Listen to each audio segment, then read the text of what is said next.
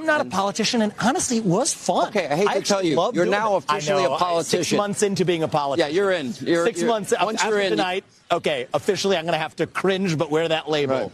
But I do think, Sean, it's going to take an outsider.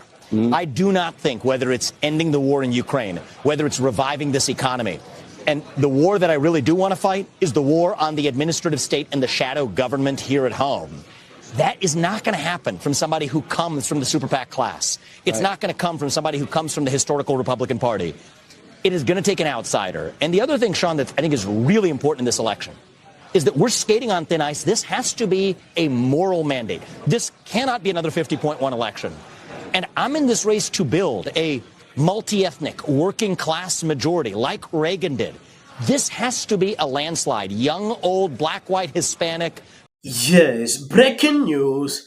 231 million views and still counting.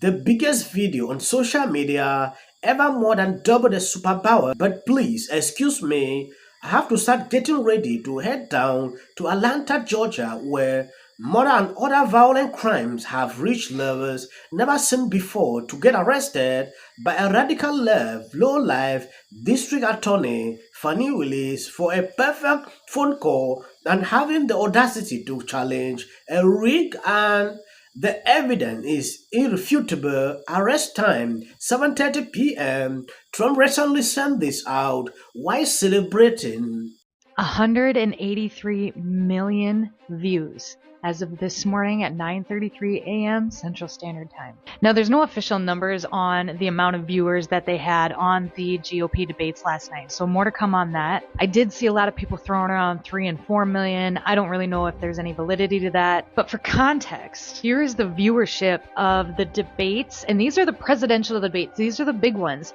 Since 1976. Record-holding debate before yesterday was Trump and Hillary, and it's not even close. That 183 million, that doesn't count the other people that were streaming it on other platforms and people that watched it on other platforms because they did not have an X account. Little YouTube and Rumble channel had a combined viewership of about 10,000, but Louder with Crowder was streaming it as well, and he had close to 100,000 at one point. There was a lot to the video that I thought was really good, but there was one thing that stuck out to me, probably more than the rest. So tonight during the Republican debates, Tucker Carlson will air an interview that he had already recorded with Donald Trump at the same exact time as the Republican debates. Even though Tucker Carlson has said he passionately hates Donald Trump and that his time in the White House was a complete disaster, they've teamed up because Tucker wants to get back at Fox News and Donald Trump just wants to, start chaos and beat Fox News' ratings and take the attention away from the Republican candidates. I think it's funny, and I do have a prediction. I think that the Tucker Carlson interview will beat the Republican debates in the ratings. 100%, I absolutely believe that Donald Trump will steal the audience away from the Republican debates. Because not only will Republicans watch the Donald Trump interview, but the left maybe or other people will watch it just to see if he says something that will get him in further criminal trouble. So what are you doing? Are you watching any of it? Are you watching the Trump interview, or are you watching the Republican debate? Yes, according to this article recently published by the Daily Mail, Donald Trump has praised his own blockbuster interview with Tucker Carlson on Elon Musk's Twitter platform, which has now reached over 150 million views by early Thursday. If you look at that interview as we're speaking now, it's more than 200 million. Money and stole the spotlight from Fox News Republican presidential debate. The former president 45-minute sit-down on X, formerly known as Twitter, as GOP rival.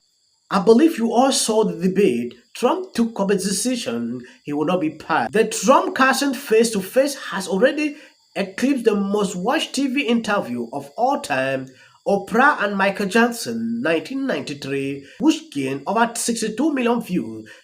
It also trumped Tucker Carlson Andrew Tate interview from July, which drew in 107 million views.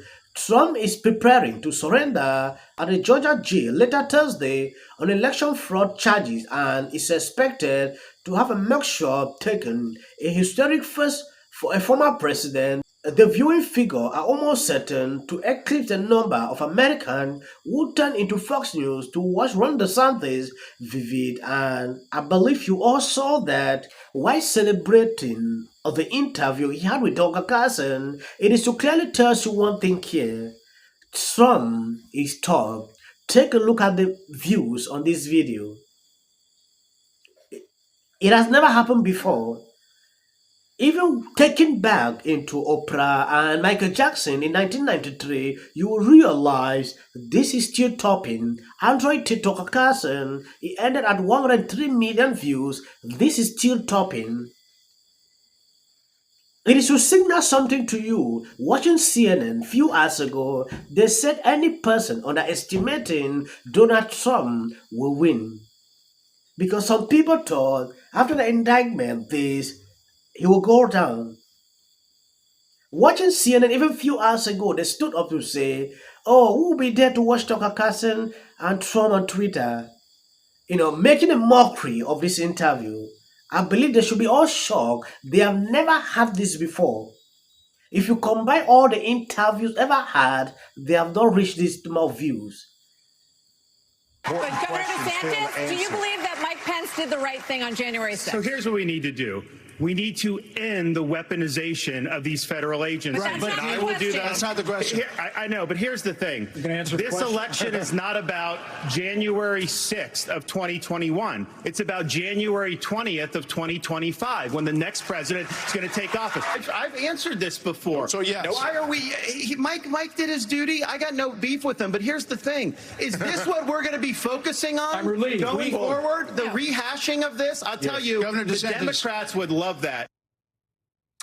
So without Trump on stage, it was newcomer Vivek Ramaswamy, the Trump acolyte, who was a popular target all night. In many ways, he was perhaps the surrogate that everybody else thought they could use as a Trump punching bag on that stage. He took up Trump's defense, which the audience cheered as he sparred with Chris Christie on Trump's conduct. Here's the bottom line. Someone's got to stop normalizing this conduct. Okay? Now, whether or not you believe that the criminal charges are right or wrong, the conduct is beneath the office of President of the United States. And this is the great thing about this country.